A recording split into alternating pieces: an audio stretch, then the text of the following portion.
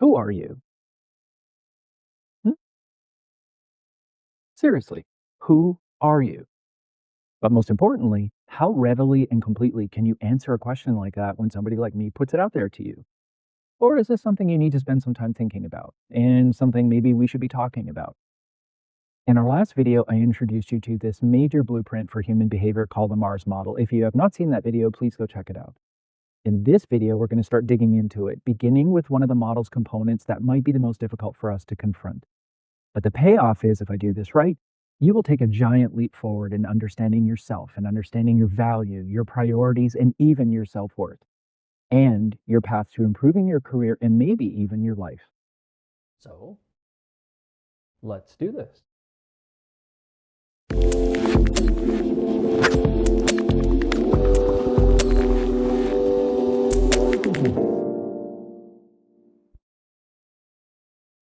Hey, welcome back to the channel, everyone. My name is Larry. We are Upmarket, and this video series is Careers and Companies.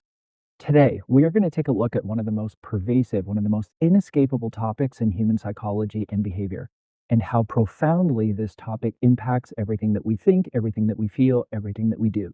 Every minute, every hour, every day of our lives. It affects our behavior, it affects our career choices and decisions, it affects our actions, it affects our performance and our outcomes.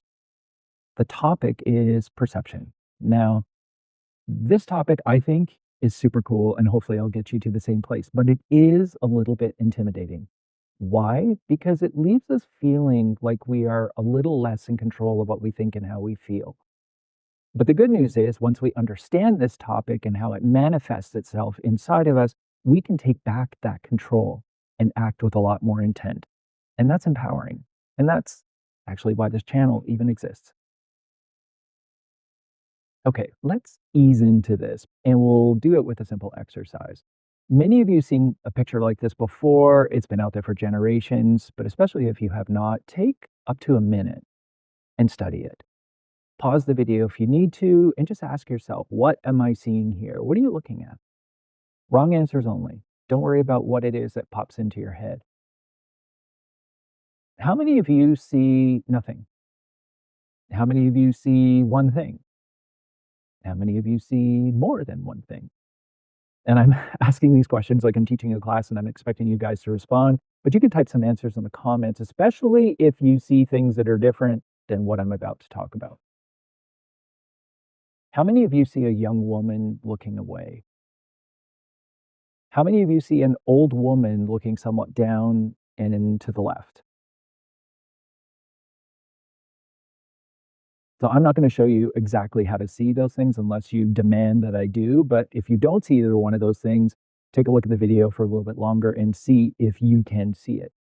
But you are more than likely to see, for example, an old woman as the first thing that you see if you have more elderly people in your life, and especially if you're close to some of them, or if you come from a lower social class, because this is the way the woman is dressed in the image, and depending on where your ancestors come from. Same thing, applies if you see somebody who's younger.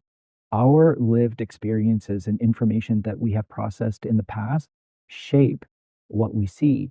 Even though we're all looking at the same information, we can be seeing different things. And that's how perception works in a nutshell. And again, this is a very simple and contained example, but the truth is, our mind plays this sort of game of perception with everything that we encounter in our lives, simple or complicated, meaningful or meaningless. And this little game shapes who we are as individuals while also affecting our actions and our outcomes. All right, so let me give you a more clinical definition of what perception is, and then I'm going to simplify it and convert it into more layman's terms to make it more relatable. Perception, as a definition, it is about becoming aware of and taking in information through our senses, all five of our senses, and then understanding and interpreting this information. So information is coming at us 24/7, whether we realize it or not. It comes through information sources, our daily experiences, our interactions with other people. It even comes at us through our dreams. And what do? We make sense of it as best we can. We interpret, we attach meaning, and we use this information in the moment if we absolutely need to. Otherwise, we sort of categorize it and tag it. We'll talk about that in a minute. but we archive it into the recesses of our brain to be used sometime later. Now, our brain and our nervous system and our emotions are processing all kinds of stuff all day. And I want to give you the first uncomfortable truth about that. So, uncomfortable truth number one, we are only conscious of a small percentage of what we take in and process. And when I say conscious, what I mean by that is our conscious thought is usually when we can hear our brain or our mind talking. So I don't know if that's how thoughts work for you, that's how they work for me. I have thoughts inside of my head, like I can hear a person talking in my voice. Most of the processing that our brain and our mind does is non conscious. And that's well over 95% of the processing that we do and the thoughts that we have. So we have well over 95% of all of our thoughts are non-conscious, meaning we can't hear our brain saying them. Now, this is super problematic because sometimes we're asked if we think or we believe something, and we're like, absolutely not, because we don't ever remember thinking that. But that's our conscious thought. We don't recall thinking it. We don't recall saying those words inside of our brain, but that's only our conscious thought. So much of our thinking is unconscious or non conscious. So we don't really have that awareness if we truly think or believe those things sometimes. And those subconscious thoughts may not reveal themselves until they manifest it in behavior in certain situations down the road. So let me give you some examples. A simple one would be we don't often say directly to ourselves, I'm not good enough or I'm not a valuable person. Some people do, but for many of us, if we feel that way, we may not say it in those direct terms to ourselves, yet we might back away from challenges, for example. And so we have to really dig into our minds and really reflect to figure out why that is. That's a separate process.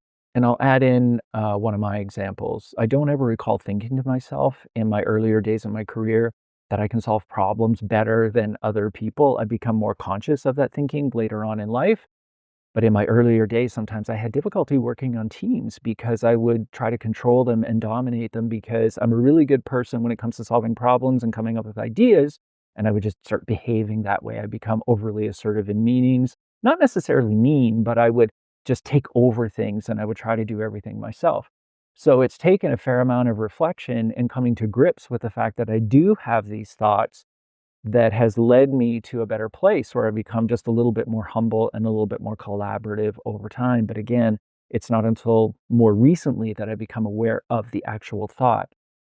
I'm better than other people at being creative and solving problems because that has always sat in my unconscious thought, but it has shown itself through my behavior.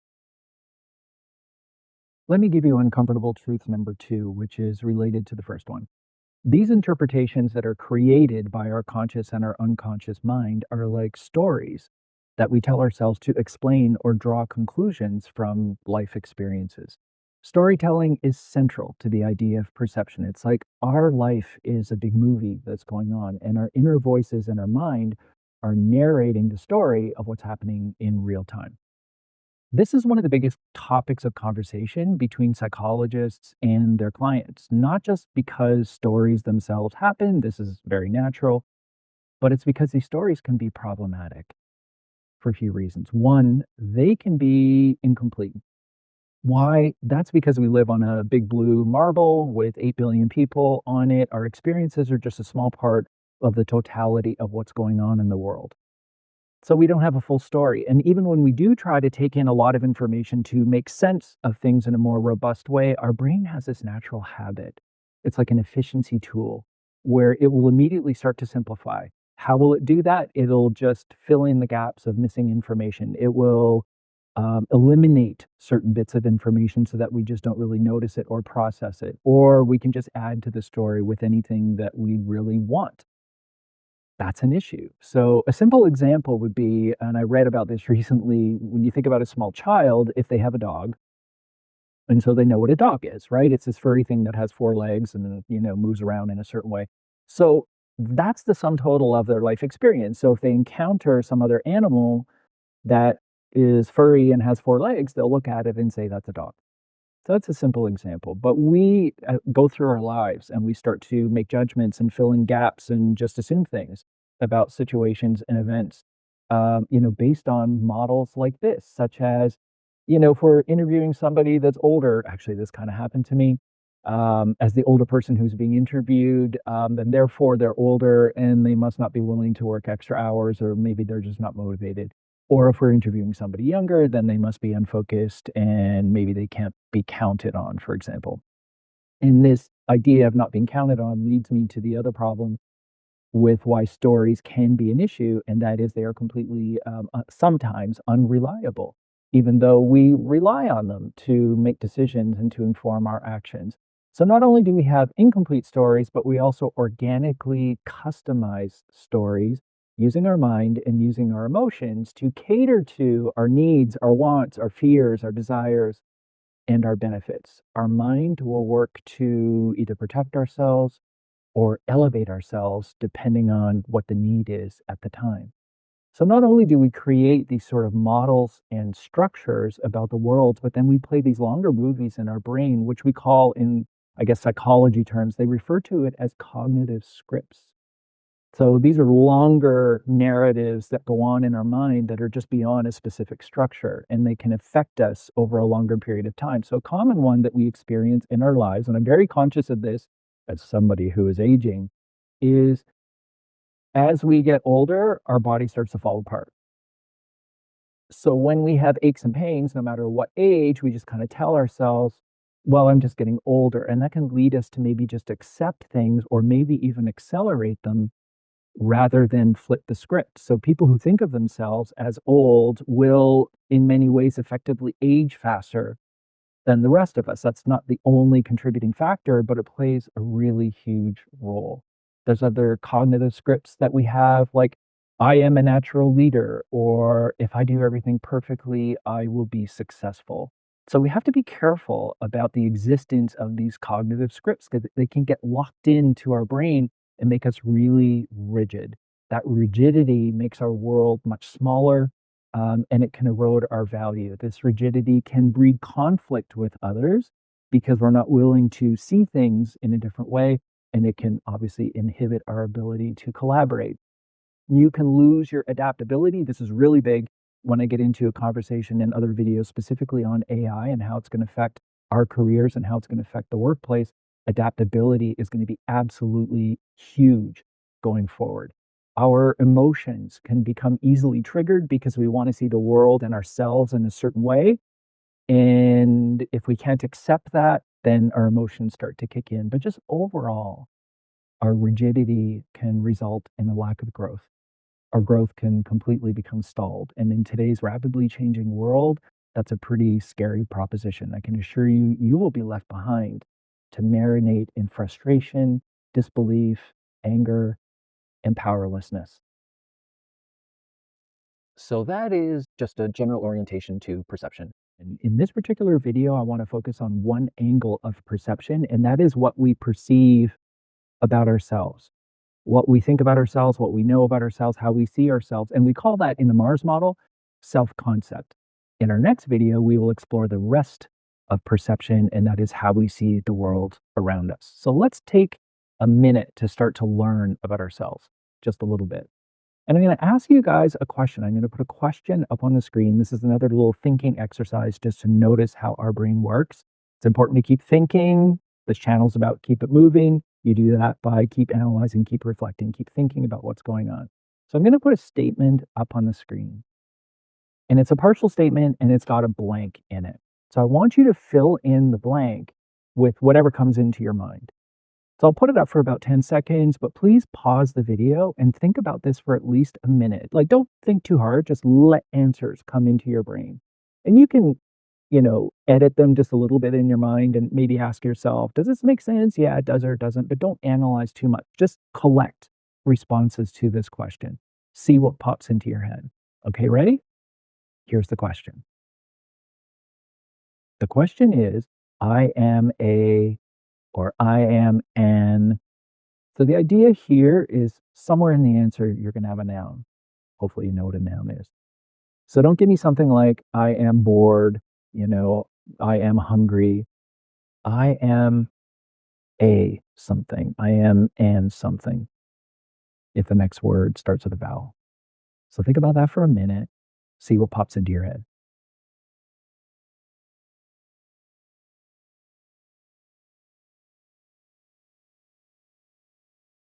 I recommend you ask yourself this question from time to time and see how the answers change or how they stay the same.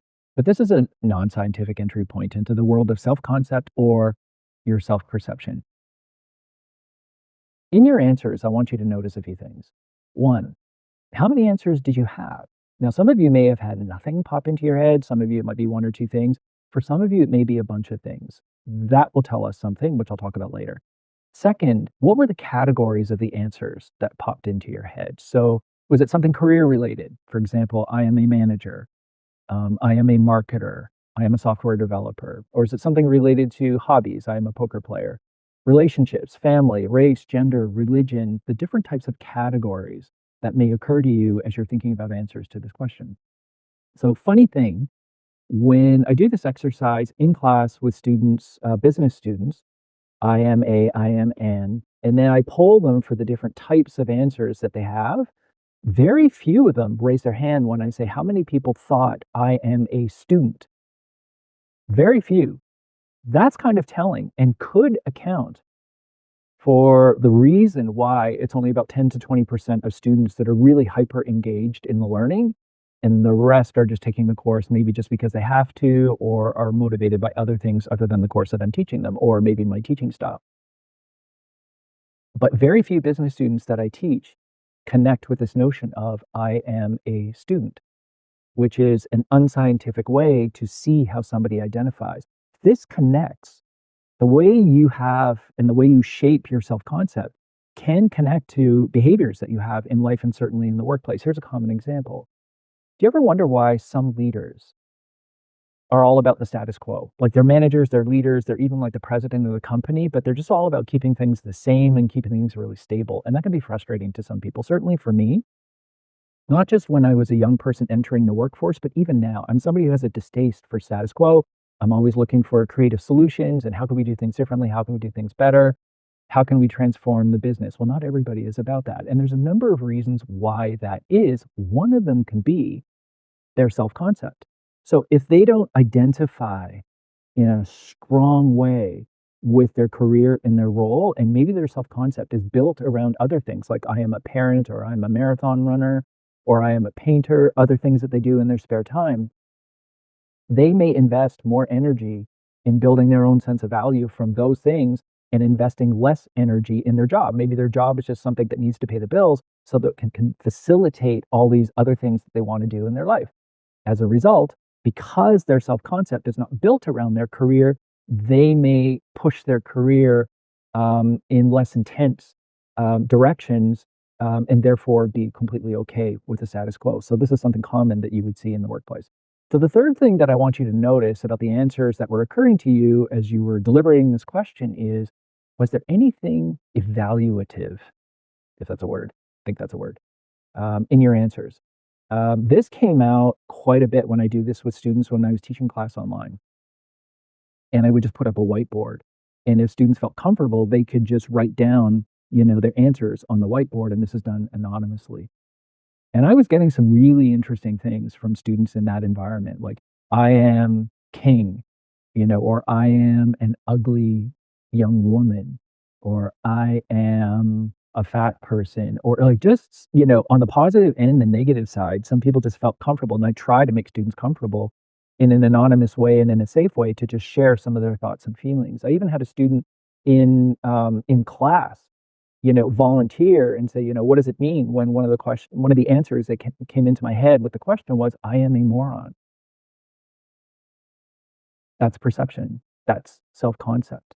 And that sits at our core, right? In somebody's self-evaluation, not just their self-concept and their identity, but their self-evaluation is a part of the whole game.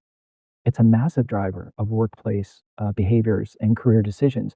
Sometimes we confuse somebody who doesn't feel like they're smart and then makes them hesitant with laziness and lacking motivation or just having some degree of job dissatisfaction. Sits at the core of why oftentimes we don't take risks, if we don't believe in ourselves. It's why we avoid visibility sometimes. We don't put ourselves out there to build professional relationships and maybe speak in front of people because we're lacking some of that confidence. And it's oftentimes why we just settle for less in our careers because we don't think highly of ourselves. But overall, noticing how you think about your self concept through this exercise should give you a little bit of information on where you're at. What do you think is important? What do you attach value to? What do you feel most closely connected to? And how do you feel about yourself?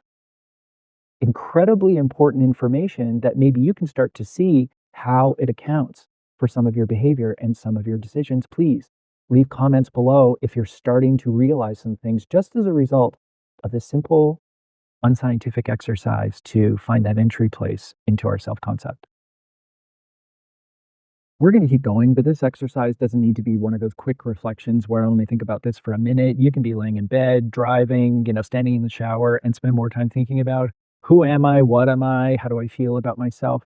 But let's go back to what I asked you to observe about your list. And we're going to shape that into three important characteristics of self concept that matter a lot in your life and your career and your success. And those three characteristics are consistency, clarity, and complexity. So let's start with consistency. Consistency is if you have multiple cells, do they use the same part of your brain and impart your emotions? So, meaning, are you an accountant and a poker player, which use the same part of your brain? Or are you an accountant and a visual artist, which uses a different part of your brain? This is incredibly important because if you have multiple cells and you're a busy person, you have a lot going on, and you're using the same part of your brain in everything that you do. So maybe you do tech work, but you have some hobby stuff that you're doing and maybe a business that you're starting on the side. So you're a developer by day, but all these different things that you're doing use the part of your brain that develops technology. You are much more susceptible to burnout.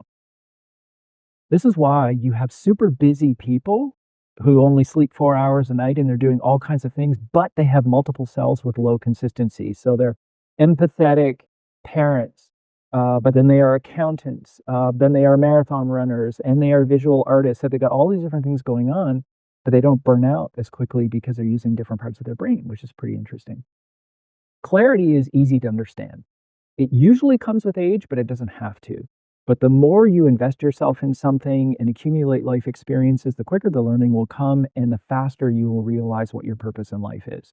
It's harder to get clarity just sitting on the sidelines. Consistent with the themes in this channel, you've got to get out and experience life, put yourself out there, keep it moving, make stuff happen, and the clarity comes to you. Again, it usually just takes time to get there. I have really high clarity in my life, and that got me my first job in teaching. When so many people want to get into teaching, and I wanted to do that as a side gig, in addition to some of these things that I'm doing, right here and now, and building my app and all that stuff, I was able to talk about in interviews when you get the question, why do you want to teach? And for people my age, it can come across like this is just a safe transitional job to retirement. No, no, no, no, no. I was all about the importance of knowledge transfer, not just say from professor to student, but among all of ourselves. This is a part of the reason why I'm building my app and I want to put it out there eventually. There's so much wisdom that we all have, and we need to get better at getting our wisdom, our collective wisdom, into the brains of the people who actually need it. So I talked much more eloquently about how this was a passion of mine, and this was a theme of sort of the next act of my life. And that answer, that clarity that I was able to better articulate in that interview almost got me the job immediately because I had the resume that they wanted. They really wanted to see that clarity of purpose. So that will really help us in life in a bunch of different ways. Complexity is the third one and super interesting. It's how many different cells that do you have? So, do you have multiple cells? So, we talked about it a bit when it comes to consistency. Do you have many roles in your life? Again, are you a parent and then also a manager and then also, you volunteer at your church or a church member?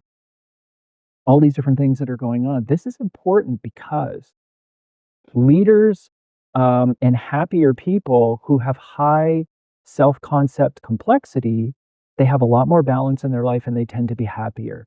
Why? They don't have all of their emotional eggs in one basket. Simple example. If you're all about one thing, say about your job, and you go through a stretch where things are not going well in your career, that can be emotionally devastating because it's all you're about. You see this happen in people's personal lives, right? When they're all about maybe one relationship and they shut all their friends out, they don't care about their job, they're just like into this relationship, and then the relationship goes south and they're just, again, devastated, and it's really difficult to recover. Just like when you invest in stocks, you shouldn't put all the money you have in one stock, you shouldn't put all of your life force into one thing, because if that collapse, it's risky. You've got a problem. So simple example, if you are all about your career and you identify as a leader, an executive or whatever, but also identify, for example, as a parent, you hear stories of this where leaders will talk about having a shitty day at work, but then they go home, or maybe they're like a dog parent, right? And their little 2-year-old toddler just like runs up to the door, like with their arms out, and they're so happy to see you, or your dog comes up to the door, and that just melts away all the stresses of your job. So you end up being a much more balanced person if you have high complexity, and then also if you have low consistency, meaning you have all these different cells that draw from different parts of you. You burn out less, and again, you're much less balanced. And it's pretty hysterical. This stuff is actually in textbooks that I used to teach. But I laugh my head off because I'm also doing a lot of content consumption. I'm reading stuff that's written out there. And there is this article that was published on CNBC. It's about this author who interviewed over, like, I think it was 3 years, 100, executives trying to figure out what made them happy, and what was the career move that got them there. This stuff is right in the textbook. This stuff is already known. More people need to come to my classes. I can tell you this stuff really quickly in one course, and you don't have to spend the 3 years that this author spent on this article to draw the conclusion that you are happiest and have the best relationship with your work if you have multiple selves, which is exactly self-concept complexity. Aside from characteristics of self-concept, I do want to cover briefly some variations in self-concept, specifically things like the tension between our inner self and our outer self. And we see this mostly in social media. People are incubating brands of themselves. They're creating this notion of what their outer self is and trying to tell the world that it is their authentic self.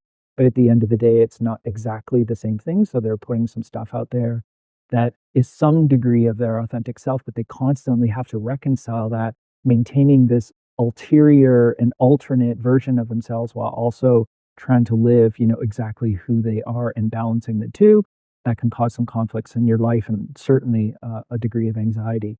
You will see aggressive people and overly confident people who are actually rather vulnerable on the inside. So they're trying to distance and create an outer self so that they don't have to show what their inner self actually is. In the workplace, you will see leaders who will champion people and champion innovation, but then at important times, they will not be people centric. They will become toxic leaders or lay people off.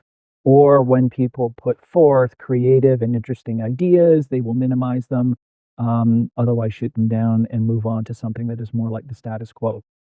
So there's that inner self and that outer self, and the tension that exists between the two.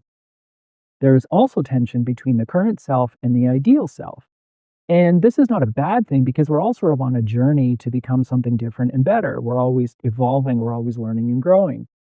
But we can be conscious again of this ideal self. This is why fitness influencers and aesthetic influencers and beauty influencers attract so many followers, because they do a great job of painting a picture of what your ideal self can be and setting you off on that journey. And that has, applies to many other things like your career, like what I'm doing, investing, all sorts of things, right? We're all trying to improve ourselves and grow. But we can end up with some kind of perceptual distortion about where we're currently at versus where we want to go. And some people think they're already there, and that causes issues in their behavior. One of the first things that comes to mind when I think about this is issues with sports betting and cyberbullying with the sports bettors. And there's documentaries being done on this. There's a lot being written about it as sports betting is becoming bigger and bigger. But what happens is there's different reasons why the cyberbullying happens. and we'll account for it in later discussions of other components of the Mars model, but self-concept has a big part of it. It starts sometimes at the core with people saying, "I see myself as smart or lucky, or I have a system that nobody else has. I have that one extra bit of intellect and knowledge about sports betting that nobody else has." They see themselves as a winner. Their ideal self is a winner, but they may not be currently, winning. And when you layer in low self-concept complexity, meaning this is all that they do, and a lot of sports bettors are like this, they're just huddled in front of their computer or in front of their phone, and they're just betting like all day and night and doing research on that. So if things don't go well, they don't react well.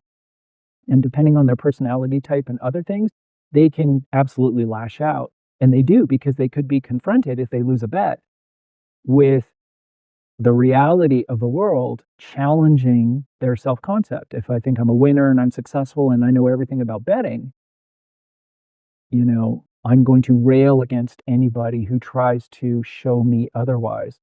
I follow tennis a lot, and a few years ago, there was this up-and-coming player who was only 17 at the time. Her name is Linda Noskova. She's certainly not the only one, but she was one of the first people who was out there really showing examples of what people were saying to her. Again, she was 17 years old, and I'm not gonna display all the stuff that was said to her, but you have hints of self-concept when you look at one of the guys who was bullying her. I just assumed it was a guy. He called himself the tennis betting goat or the tennis goat. That's his self-concept embedded into his own outer self and the way he was projecting himself. So if she loses a match and he has bet on her, then he'll lash out and he'll blame her rather than confronting the possibility that maybe he's not the smartest, most successful bettor out there. And some people absolutely can't handle having their self-concept challenged. And you see these things happen in the workplace as well, right? If you think you're smart, you think you're infallible, you think you have the right answer all the time, you will reject any notion that that you make mistakes. You might lash out and blame other people for anything that you do wrong. There's a host of counterproductive behaviors that can happen just emanating from your own vision of what and who you are. We now know what self-concept is and how it results in specific behaviors. The next question is, how do we develop it and nurture it so that we can turn it into a productive tool and an asset for ourselves in our careers? There are two ways fundamentally to go about it. One way is more authentic and rewarding. The other way is quicker, but it comes with risks. And the path you will more naturally choose depends on how you're wired. So I'm going to give you another unscientific exercise to try. Please do these. I think they are revealing in terms of learning about ourselves and how we think and how our mind operates. But I'm going to ask you a series of questions. And again, I want you to think about the answers for yourself. So let's start at the beginning. First question is, I want you to come up with, let's say, two things that are going well in your life. Not two things that you like about yourself, but two things that are going well in your life. They could be big things, they could be small things, but they have to have some degree of meaning to you and importance to you. So think about two things. And the second question would be, think about two things that are not going well in your life. So again, not two things that you don't like about yourself, but what's not going well for you in your life? Come up with two things, big or small. So please take some time. I'm going to pause for just a minute, maybe play a little bit of music or something. Think about this for as long as you need to. It may take you 5 or 10 seconds. It may take you 5 or 10 minutes. And then let's come back and work on the next two questions.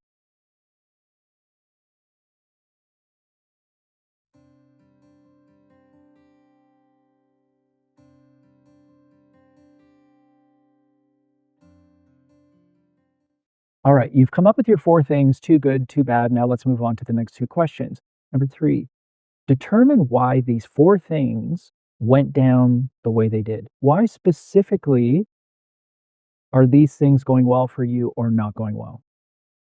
That's question number three. And then you can also think about question number four. For the two things that are not going well, what needs to happen to right the ship? What needs to happen to get you back on track? Think about those two questions as they relate to the two things going well and the two things not going well in your life. And then we'll come back and talk about the answers.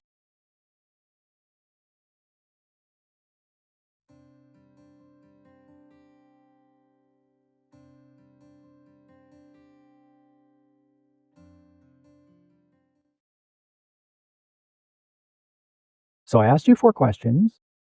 This is a channel about noticing. So I want you to notice where your brain and your mind went as you were thinking about the answers to those 4 questions, especially number 3 and number 4.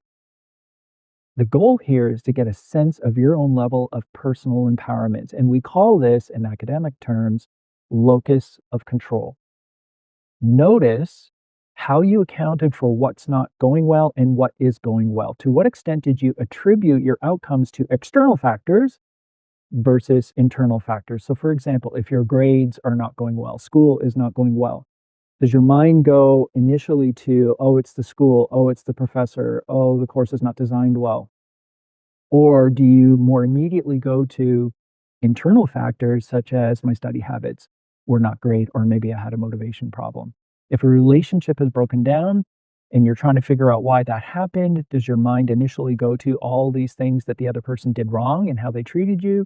Or did you reflect to any degree on your own behavior and how that caused problems in the relationship? Most of us have a bit of both orientations going on, but we typically have a bias toward one side or the other. We're either high internal locus of control or high external locus of control. If you are high internal locus of control, like I am, you see yourself as the reason for your success and your failures primarily, and you hold yourself accountable to fix what's broken. If you are high external locus of control, you attribute events to others, to circumstances, wrong place, wrong time, or maybe even to luck, or to God if you're spiritual. So this is not wrong to have any external locus of control.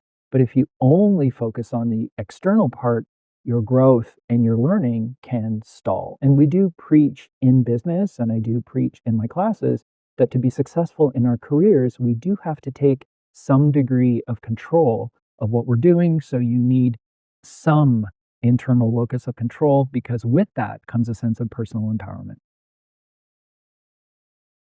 If you are higher in internal locus of control, you are more likely to work on yourself. Otherwise, you're going to need a bit of a push. There are many things that you can do to retool your self concept and unlock your growth potential. There are tons of books written on this stuff. There are more self help books out there than you can imagine. Also, a lot that talk about understanding those stories that we're telling ourselves and challenging ourselves to see if they are accurate, and unlocking the potential to change those stories, because that's a part of the game as well. But it starts with being intentional. But for a foundational video like this, I'll just keep you to a few simple tools and practices that you can adopt. Self concept is developed during our childhood. So, obviously, our parents and our friends influence that a lot, and it's influenced and developed through our experiences and our relationships at work and at school. So the process starts with figuring out where you're at. So these reflective exercises that we've done should help you get a grounding on where you're currently at. And I want you to focus on 2 key areas. Number one, how have you been evaluating yourself? That's like your self esteem. Are you creating a reality that's just based on perception? Is there real data to support, how you feel positively or negatively? Do you think too much of yourself or not enough? So I will have some students who will get, let's say, in the low 80s as their final grade on the course, and they will think that they are dumb because their parents are expecting them to get 90s, whereas other students will think that they're doing really well. Similarly, you might have some students who are maybe on the honor roll, if you get at my school 85% or more, but they will face grim realities when they're out there in the working world trying to get jobs, and they're up against a million other honor roll students. So there could be a disconnect of their perception and maybe how great they are with the outside world and maybe what we call reality. The second thing to reflect on is, do you have the right level of self concept complexity in your life? It's not wrong to have low complexity and only be focused on one thing, but please do that at risk. I know some people who are Olympic athletes, and they've had to shut everything else out in their life to really focus on that one thing, and they're doing that intentionally. You do need to do that sometimes in your life. For most of us, you want to have some degree of complexity for that balance, that emotional balance, and also that personal growth. There's so many things we have to look at in our lives. There's our health, our relationships, our family, our career, our hobbies, all these different pillars that we want to work. Are you working enough of those pillars to sort of give you that self fulfillment and that growth in life? pause for a second. I'm just reminded of this just occurred to me years ago when I was starting my marketing career. I was working for Johnson and Johnson in the suburbs of Philadelphia. Our vice president of marketing at the time was Bill McComb, who went to on to become CEO of big, Fortune 500 companies, and just overall incredible guy and super smart. And I remember in my first year in marketing, he just gave a presentation to the entire marketing department. Let's say it's 100 people, and he just talking about all kinds of different things in life and just, getting the most out of your careers and his vision for the marketing department. And I remember one thing he went on a tangent about. He didn't frame it in terms of self-concept complexity, but this is what he was talking about. And I didn't understand it at the time. But he was talking about it in terms of our careers are a marathon, they're not a sprint. So you want to make sure you can bring your best selves over the long term in your career. So the way he articulated it is, he said, if you don't currently have a baby, go get one. And I've never had a child, right? And I'm even younger back then, and I'm thinking about having a child, and I'm like, "You want me to go have a baby, like, right now? Like, do I need to point to somebody and go, 'Hey, let's go have a kid?' Like, what do you mean?" And all he meant was, and he referred to his own experiences of having that balance in his life of having hobbies and having children. You don't need to actually have children, but you need to be something that you're passionate about, you identify with, and you invest in to find that balance in your career. Anyway, next, set goals for yourself. Develop a vision of what your ideal self should be. And you can tap into all kinds of resources. Obviously, we'll talk about this on this channel. You can talk to friends, other people who are important in your life.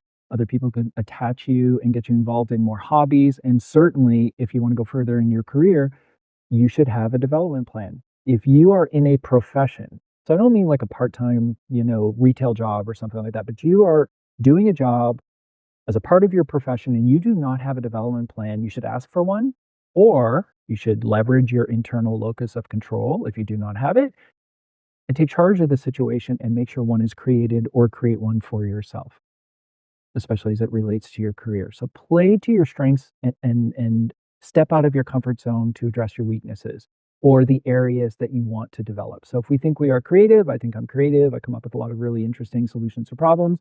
I get myself a lot more engaged in brainstorming and problem solving situations.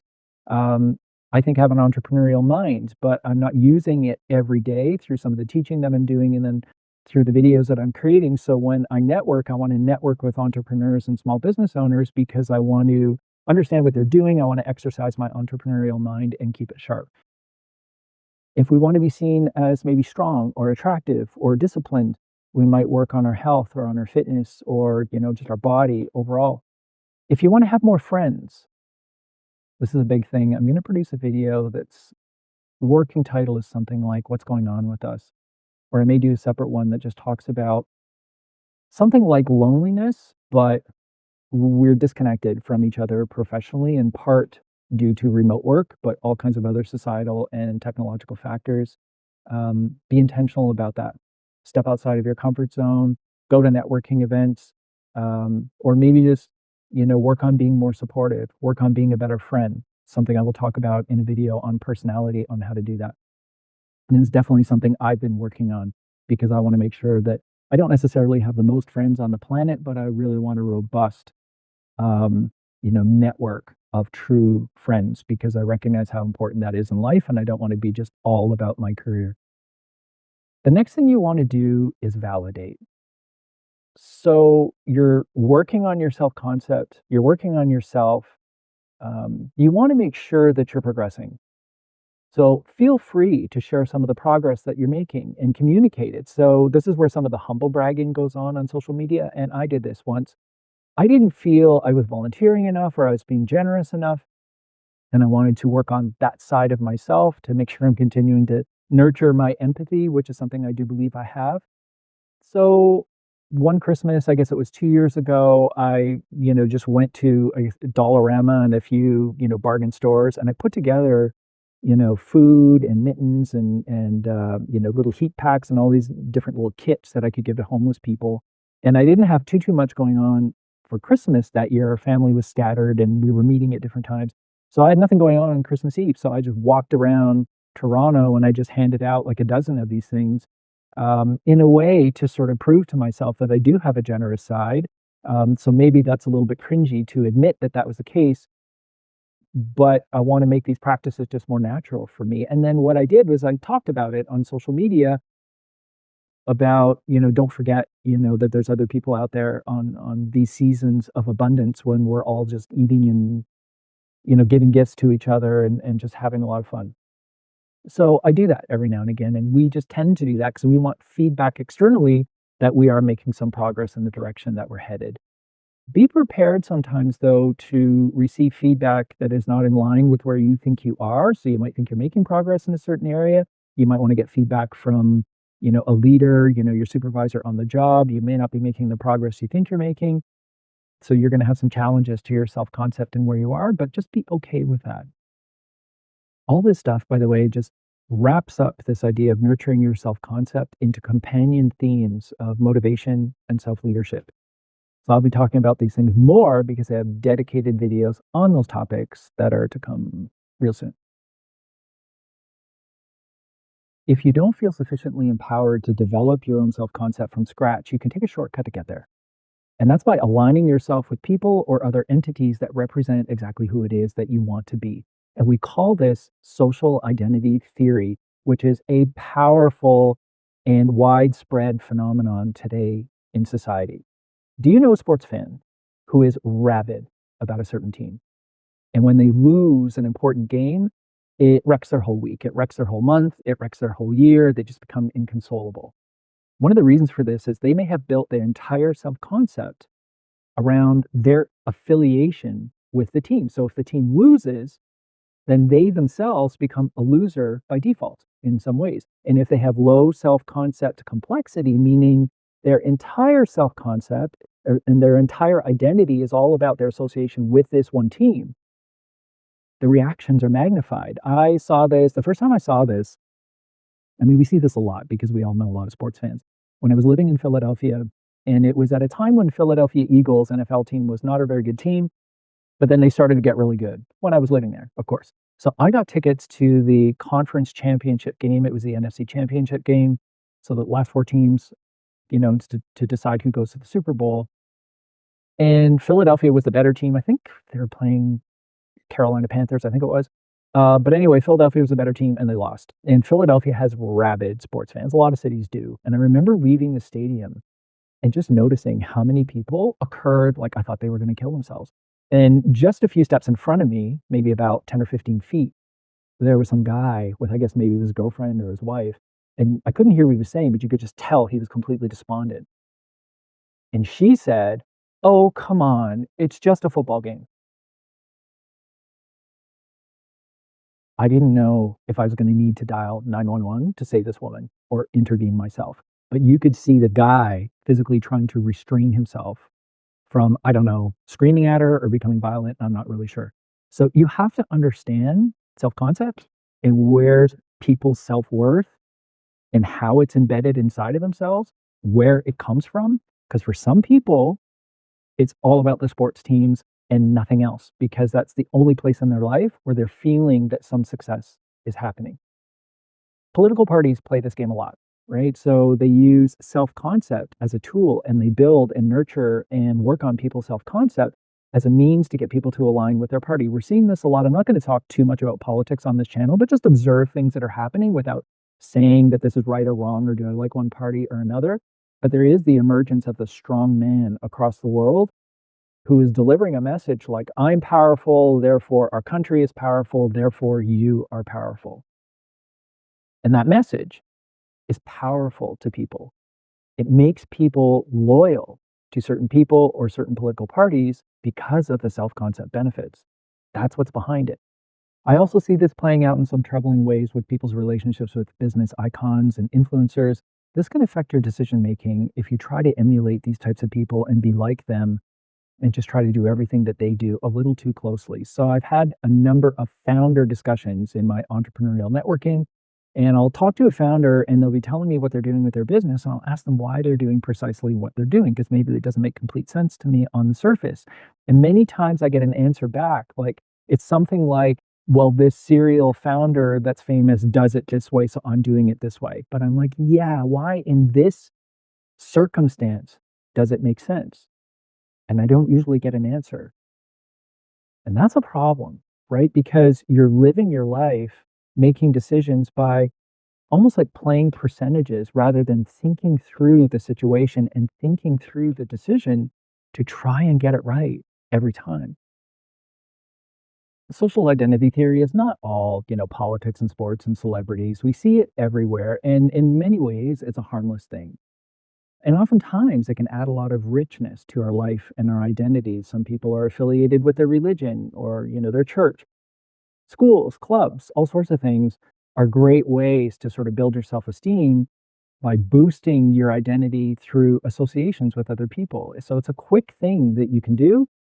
And as long as you're not just focusing on that, it's most times pretty harmless. So, for example, there was this guy that I worked with, and I don't want to say too much because I don't like calling specific people out on a channel like this, but it was kind of cute. I worked with him, he was in a leadership role, and he did not go to the most prestigious college. Which to me, I never noticed or really cared about. However, he did take, I don't know, an executive course or something that was provided by Harvard. So if you go onto his LinkedIn profile now, what it says at the very top is Harvard graduate, right? So it's kind of cute. It is true. He has graduated from something at Harvard, but he's not like has a master's degree or something like that. So you can borrow, the what we call the equity or the branding from somebody else to attach it to your own, and as long as you're not lying, it's a pretty harmless and helpful thing. When people ask me what I do for a living, um, I will say that I teach post-secondary business courses. When I worked for Warner Brothers, I wouldn't say, "Oh, I'm like a marketing executive." I would say, "Oh, I work for Warner Brothers," and half the time I wouldn't even say what I did, just because I had so much pride and I built some of my identity off of the fact that I was associated with Warner Brothers, which is a very prestigious company to be associated with. This, by the way, affects recruiting. So a lot of employers have to think about this because as sort of a gift with purchase and as a way to sort of keep employees there for a longer term, they work on their corporate branding, they work on their PR, they work on their public identity to make it prestigious to work with them. So, it's a bit of a game that you can play, not like a nefarious, cringeworthy game, but it's something that you can leverage in terms of, making people want to identify with you as an awesome recruitment tool.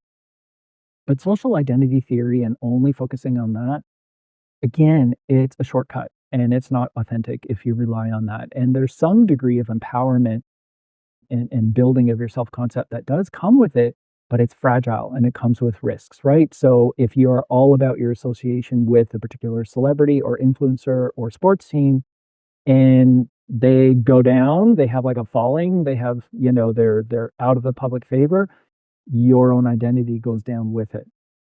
Or you have to face that, or you have to create this alternate reality for yourself where you convince yourself that, whether it's a sports team or a celebrity or a politician, whoever is in fact great because you can't bear the alternative. And so that person is great. I'm going to double down in believing that that person is great because I myself want to believe that I'm great. And the only way I can feel that way is through my connection with this person. So it's tricky. It's a wonderful thing if you use it properly, but it does come with a lot of risks and a lot of instability in terms of your self concept and the actions and reactions you have depending on the fate of that other entity. Self concept is that inner core of how we see ourselves and how we feel about ourselves. The entire Mars model that we're going to be talking more about as we go through the next few videos, all the components of the Mars model are built on top of that core of who and what we are. So we have to be mindful of what's sitting in that core and we have to keep working on it. So before we finish off, I want us to be on the lookout for what I see as two emerging or maybe even prevalent trends, things that exist certainly in society. And I'm wondering to what degree these things are going to bleed more into the workplace. The first one is the self concept of being a winner, always being right. It's like even a conversation that you have with somebody is a competition that you have to win. Are you guys seeing evidence of people becoming less flexible, less willing to admit that they've made a mistake or they're wrong? Please leave a comment. I want to know about this. It's getting worse and worse because there could be some really big problems when it comes to leadership and teamwork if this phenomenon becomes really widespread. And it's also connected to the victim narrative, right? If you're high external locus of control and somebody points out that you made a mistake or tries to tell you that there's another way to think about something, we start blaming other people, right? I'm not wrong. I didn't make a mistake. I'm not off track here. There's something else externally that's causing a problem. Like you guys are all against me. You're attacking me, like whatever, right? The other one that I want you to keep an eye on is people with poor self concept. Now, this is not, I mean, this is something that has existed forever. But I feel with all the other data that I'm taking in that this is getting worse and worse and worse. And especially since the beginning of social media, the trend in self concept has been going downward. This can manifest itself in the workplace in simple things like disengagement or missed deadlines or other counterproductive behaviors. But we can become really protective of our feelings and become less willing to trust as one byproduct of this, right? It stops us from being warm, kind, and generous to people. I'm going to talk about this when we get on to our topic of personality in a couple of videos. It's one of the reasons why we're often not nice to people, or at least not outgoing, is because we don't feel good about ourselves. We can occur like we're lacking motivation, that we lack interest in others and interest in what's going on in the organization. So it makes people seem thoughtless or lazy. Or we can go the other way and we can be easily triggered or really emotional, sometimes angry, frustrated, aggressive. This can happen quite easily.